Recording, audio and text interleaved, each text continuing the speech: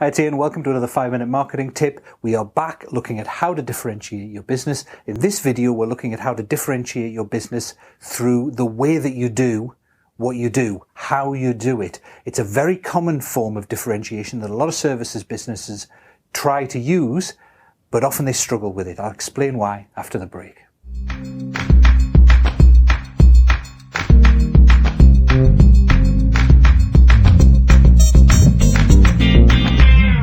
Hi, it's Ian. Welcome back. So, a lot of businesses try to differentiate what they do through the way that they do it, their how. And it can be very tricky. It's understandable why people try and differentiate through their how, because often in a service business, the results you deliver are often very similar across firms, at least the claims of what you deliver. So if you work in anything to do with marketing and sales, for example, it's all about getting more revenue, more customers for your clients.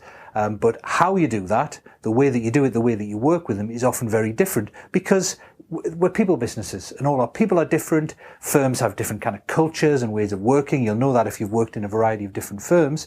They can often be very different between, similar looking firms from the outside.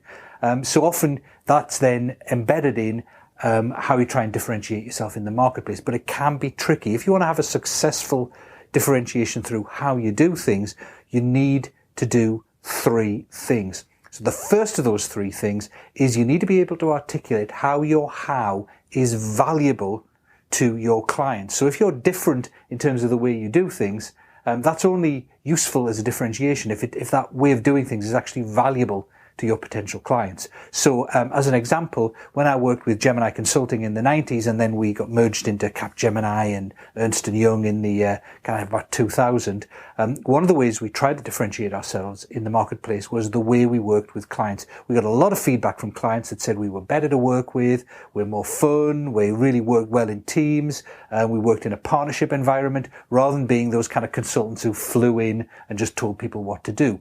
Now that's great, and we were getting a lot of great feedback from the clients that we worked with, but in truth, the people who were hiring consultants, the chief executives, didn't value it anywhere near as much. They weren't kind of walking around thinking, when I hire some consultants, I really want some consultants who are going to work well with my people. Most of them were walking around thinking, when I hire consultants, I want to hire some who really get results.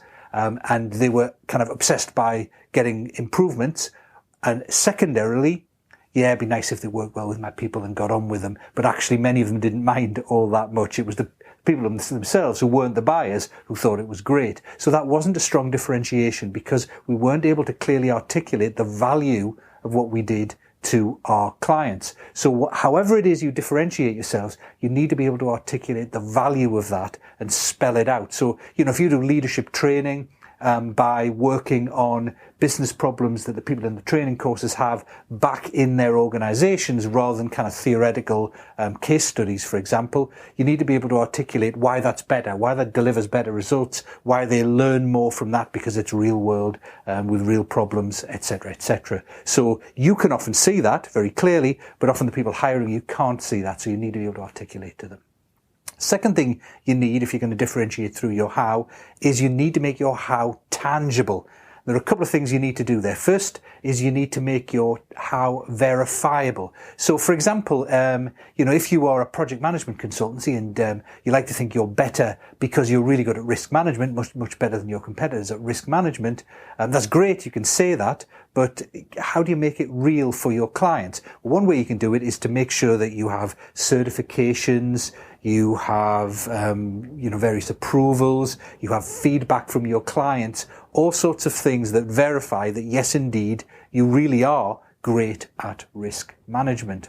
Second thing you can do is you can quantify it. If it comes to risk management, how many, fatalities or problems or injuries in terms of safety do people have on your projects? How many delays in projects are there that were unexpected? And back when I was working with Capgemini, one of the things Capgemini did really well was in every significant project they did, they would measure the client, they would ask for the client's expectations up front, and then at the end of the project they would go back and they would record whether we hit those expectations or exceeded those expectations, and they would then publish on their website what they call the OTACE score, the on time and above customer expectation score. So there was quantified evidence of whether they were any good at what they said they were good at.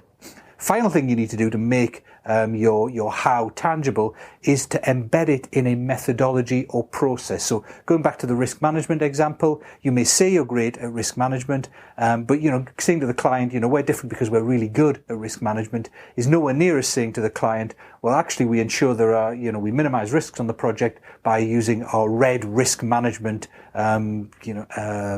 proprietary process. And that's how, and then you can describe the main steps in that proprietary process. So having a proprietary process or methodology or way you do things, it just makes things more tangible for your clients when they're listening to it. It sounds more convincing than just saying, hey, we're dead good at it. Because then it doesn't sound so formal. It doesn't sound like you've codified it. It sounds like it's completely reliant on the people remembering to do that thing that you say you're good at. The final way, that thing you need to do to make your how work as differentiation, is to give your clients, in particular potential clients, the experience of that how.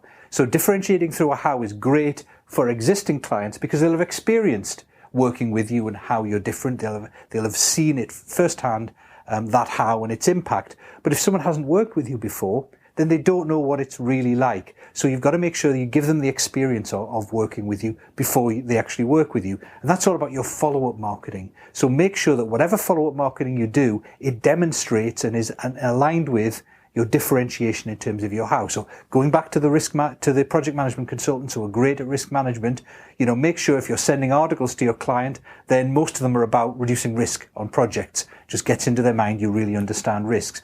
Make sure that you're never late to meetings, you don't have spelling mistakes in your proposals, all that kind of stuff. Those aren't kind of risks, but they kind of indicate that you're a bit loose. And you don't manage things very well, which would indicate you're not that great at risk management in the first place, because risk management is all about managing certain things very tightly. So make sure everything you do in your follow-up is very much aligned with your how, and that will give clients the experience of your differentiation before they actually end up working with you, and it'll make it more real for them. So those are the three big factors for your how. Make sure you can articulate why your differentiation on how you do things is valuable to your potential clients. Make sure you make that differentiation really tangible and give clients the experience of that differentiation before they actually work with you. Do that, and that kind of differentiation will work. See you next week.